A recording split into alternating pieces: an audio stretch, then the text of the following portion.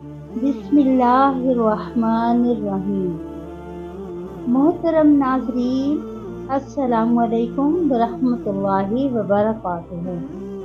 लोग कबा में फजर की नमाज पढ़ रहे थे कि इतने में एक आने वाला आया।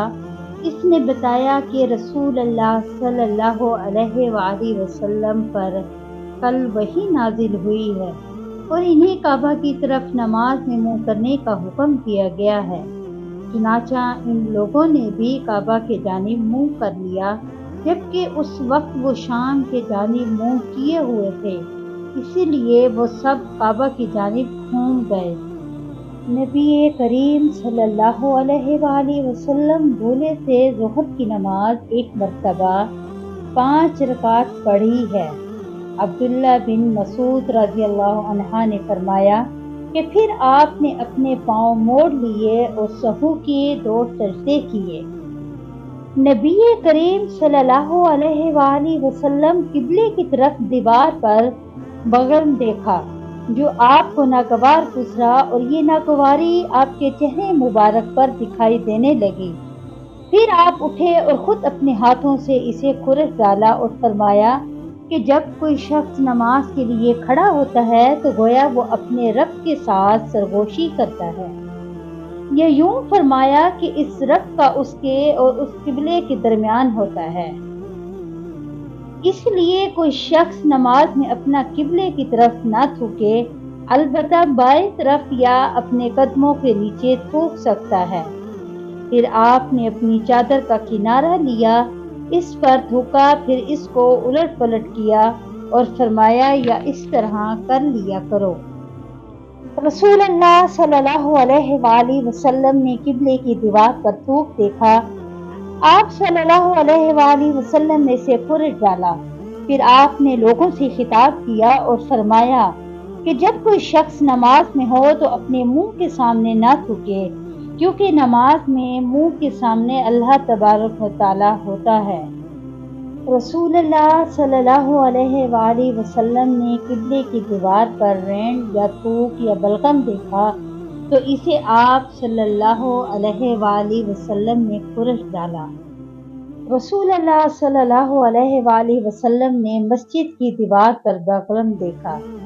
फिर रसूलुल्लाह सल्लल्लाहु अलैहि वसल्लम ने एक कंकरी ली और इसे साफ कर दिया। फिर फरमाया कि जब तुम में से कोई शख्स थूके तो इसे अपने मुंह के सामने या दाएं तरफ नहीं थूकना चाहिए, अलबत्ता बाएं तरफ या अपने पाँव के नीचे थूक ले। रसूलुल्लाह सल्लल्लाहु अलैहि वसल्लम ने मस्जिद की दीवार पर बलगम देखा।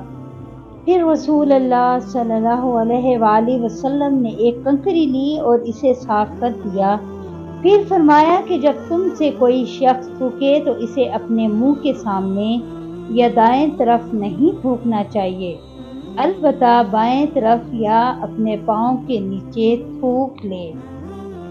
रसूलुल्लाह सल्लल्लाहु अलैहि वसल्लम ने मस्जिद की दीवार पर बलगम देखा तो आप सल्लल्लाहु अलैहि वसल्लम ने एक कंकरी से इसे खुरच डाला और फरमाया, अगर तुम में से किसी को थूकना हो तो अपने चेहरे के सामने या अपने दाएं तरफ ना थूका करो, अलबत्ता अपने बाएं तरफ या अपने बाएं कदम के नीचे थूक सकते हो। रसूलुल्लाह सल्लल्लाहु अलैहि वसल्लम ने मस्जिद की दीवार पर बलगम देखा तो आप सल्लल्लाहु अलैहि वसल्लम ने एक कंकरी से इसे खुरच डाला और फरमाया कि अगर तुम में से किसी को थूकना हो तो अपने चेहरे के सामने या अपने दाएं तरफ ना थूका करो, अलबत्ता अपने बाएं तरफ या अपने बाएं कदम के नीचे थूक सकते हो। मैंने अनस बिन मालिक रज़ियल्लाहु अन्हा से सुना कि नबी करीम सल्लल्लाहु अलैहि वसल्लम ने फरमाया, तुम अपने सामने या अपनी दाएं तरफ ना थूका करो, अलबत्ता बाएं तरफ या बाएं कदम के नीचे थूक सकते हो। नबी करीम सल्लल्लाहु अलैहि वसल्लम ने फरमाया, मोमिन जब नमाज में होता है तो वह अपने रब से सरगोशी करता है। اسی لیے وہ اپنے سامنے یا دائیں طرف نہ تھوکے، ہاں بائیں طرف یا پاؤں کے نیچے تھوک لے۔ نبی کریم صلی اللہ علیہ وآلہ وسلم نے مسجد کے قبلے کی دیوار پر برغم دیکھا تو آپ نے اسے کنکری سے کھرچ ڈالا، پھر فرمایا کہ کوئی شخص سامنے یا دائیں طرف نہ تھوکے، البتہ بائیں طرف یا بائیں پاؤں کے نیچے تھوک لینا چاہیے۔ دوسری روایات میں ظاہر سے یوں ہے کہ انہوں نے حمید بن عبد الرحمن سے ابو سعید خدری کے واسطے سے اسی طرح یہ حدیث سنی۔ نبی کریم صلی اللہ علیہ وآلہ وسلم نے فرمایا کہ مسجد میں تھوکنا گناہ ہے اور اس کا کفارہ اس زمین میں چھاپا دینا ہے۔ آپ نے فرمایا جب کوئی شخص نماز کے لیے کھڑا ہو تو سامنے نہ تھوکے، کیونکہ وہ جب تک اپنی نماز کی جگہ میں ہوتا ہے تو اللہ تعالیٰ سے سرگوشی کرتا رہتا ہے، اور دائیں طرف بھی نہ تھوکے کیونکہ اس طرف فرشتہ ہوتا ہے، ہاں بائیں طرف یا قدم کے نیچے تھوک لے اور اسے مٹی میں چھپا دے۔ نبی کریم صلی اللہ علیہ وآلہ وسلم نے قبلے کی طرف دیوار پر برغم دیکھا تو آپ نے خود اسے کھرچ ڈالا اور آپ کی ناخوشی کو محسوس کیا گیا، یا راوی نے اس طرح بیان کیا کہ اس کی وجہ سے آپ کی شدید ناگواری کو محسوس کیا گیا۔ پھر آپ نے فرمایا کہ جب کوئی شخص نماز کے لیے کھڑا ہوتا ہے تو وہ اپنے رب سے سرگوشی کرتا ہے، یا یہ کہ اس کا رب اس کے اور قبلے کے درمیان ہوتا ہے، اسی لیے قبلے کی طرف نہ تھوکا کرو، البتہ بائیں طرف یا قدم کے نیچے تھوک لیا کرو۔ پھر آپ نے اپنی چادر کا ایک کونا یعنی کہ کنارہ لیا، اس میں تھوکا اور چادر کی ایک تہہ کو دوسری تہہ پہ پھیر لیا اور فرمایا یا اس طرح کر لیا کریں۔ رسول اللہ صلی اللہ علیہ وآلہ وسلم نے فرمایا کیا تمہارا یہ خیال ہے کہ میرا منہ نماز میں قبلے کی طرف ہے؟ اللہ کی قسم مجھ سے نہ تمہارے خشوع چھپتے ہیں اور نہ رکوع، میں اپنی پیٹھ کے پیچھے سے تم کو دیکھتا رہتا ہوں۔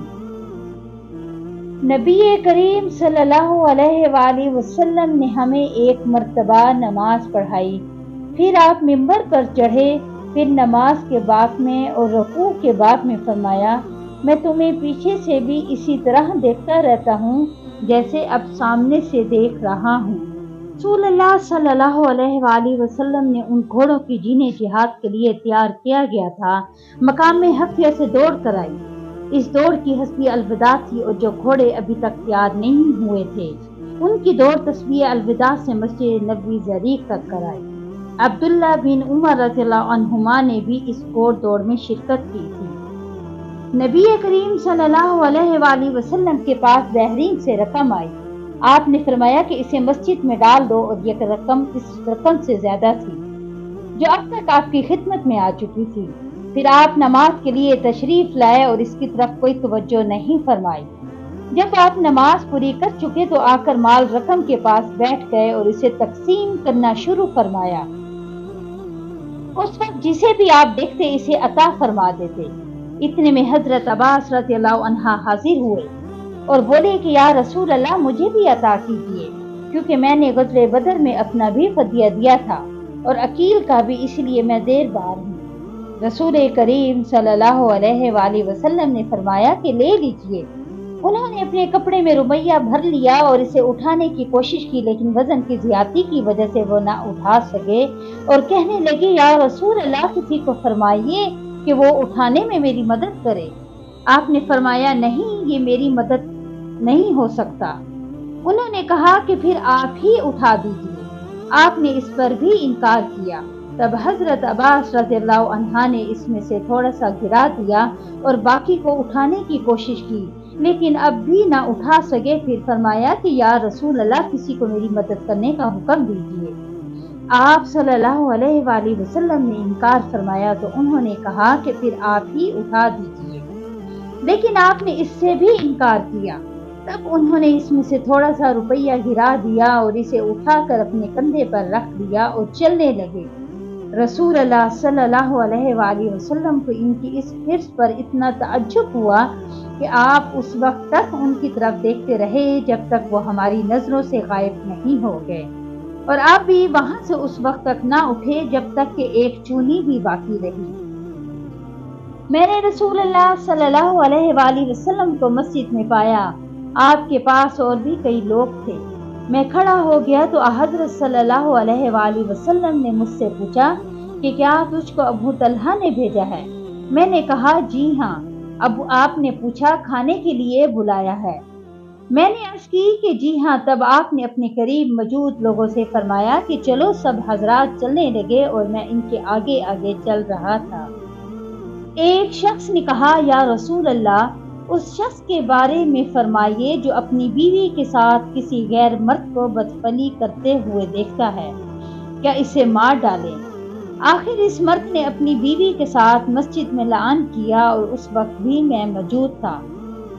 नबी करीम सल्लल्लाहु अलैहि वसल्लम उनके घर तशरीफ लाए।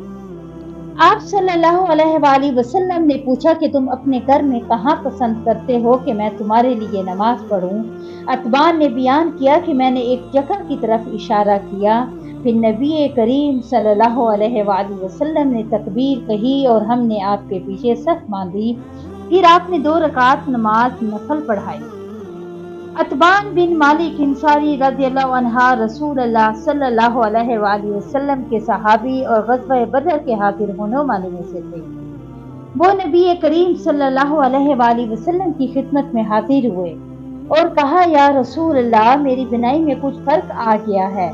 मैं अपनी कौम के लोगों को नमाज पढ़ाया करता हूँ, लेकिन जब बरसात का मौसम आता है तो मेरे और मेरे कौम के दरमियान जो वादी है वो फिर जाती है और बहने लग जाती है, और मैं इन्हें नमाज पढ़ाने के लिए मस्जिद तक नहीं जा सकता। या रसूल अल्लाह, मेरी ख्वाहिश है कि आप मेरे घर तशरीफ लाएं और किसी जगह नमाज पढ़ा दें ताकि मैं इसे नमाज पढ़ने की जगह बना लूं। रावी ने कहा कि रसूल अल्लाह सल्लल्लाहु अलैहि वसल्लम ने अतबान से फरमाया, इंशाअल्लाह ताला मैं तुम्हारी इस ख्वाहिश को पूरा करूंगा। अतबान ने कहा कि दूसरे दिन रसूल अल्लाह सल्लल्लाहु अलैहि वसल्लम और अबू बकर सदीक रज़ियल्लाहु अन्हा जब दिन चढ़ा तो दोनों तशरीफ ले आए और रसूल अल्लाह सल्लल्लाहु अलैहि वसल्लम ने अंदर आने की इजाज़त चाही। मैंने इजाज़त दे दी तो अब आप घर में तशरीफ लाए तो बैठे भी नहीं और पूछा कि तुम अपने घर के किस हिस्से में मुझसे नमाज पढ़ने की ख्वाहिश रखते हो? अतबान ने कहा कि मैंने घर में एक कोने की तरफ इशारा किया तो रसूल अल्लाह सल्लल्लाहु अलैहि वसल्लम इस जगह खड़े हुए और तकबीर कही। हम भी आपके पीछे खड़े हो गए और सफ बांधी। बस आपने 2 रकात नफल नमाज पढ़ाई, फिर सलाम फेरा। अतबान ने कहा कि हमने आपको थोड़ी देर के लिए रोका और आपकी खिदमत में हलीम पेश किया जो आप ही के लिए तैयार किया गया था। अतबान ने कहा कि महल्ले वालों का एक मजमा घर में लग गया और मजमा में से एक शख्स बोला कि मालिक बिन दगश, या ये कहा इब्ने दगश दिखाई नहीं देता। इस पर किसी दूसरे ने कह दिया कि वो तो मुनाफिक है जिसे खुदा और रसूल से कोई मोहब्बत नहीं। रसूल अल्लाह सल्लल्लाहु अलैहि वसल्लम ने ये सुनकर फरमाया, ऐसे मत कहो, क्या तुम देखते नहीं कि इसने ला इलाहा इल्लल्लाह कहा है और इससे मकसूद खालिस खुदा की रजामंदी हासिल करना है। तब मुनाफिकात का इल्जाम लगाने वाला बोला कि अल्लाह और इसके रसूल को ज्यादा इल्म है, हम तो बज़ाहिर इसकी तोहाजत और दोस्ती मुनाफिकों ही के साथ देखते हैं। रसूल अल्लाह सल्लल्लाहु अलैहि वसल्लम ने फरमाया कि अल्लाह ताला ने ला इलाहा इल्लल्लाह कहने वाले पर अगर इसका मकसद खालिस खुदा की रजा हासिल करना हो, दोज़ख की आग हराम कर दी है। इब्ने शाब ने कहा कि फिर मैंने महमूद से सुना, हसीन बिन मोहम्मद इंसारी से, जो बनु सालिम के शरीफ लोगों में से हैं। इस हदीस के मुतालिक पूछा तो उन्होंने इसकी तस्दीक की और कहा कि महमूद सच्चा है। रसूल अल्लाह सल्लल्लाहु अलैहि वसल्लम अपने तमाम कामों में जहाँ तक मुमकिन होता दाएं तरफ से शुरू करने को पसंद फरमाते, तहारत के वक्त भी, गंगना करने और जूता पहनने में भी।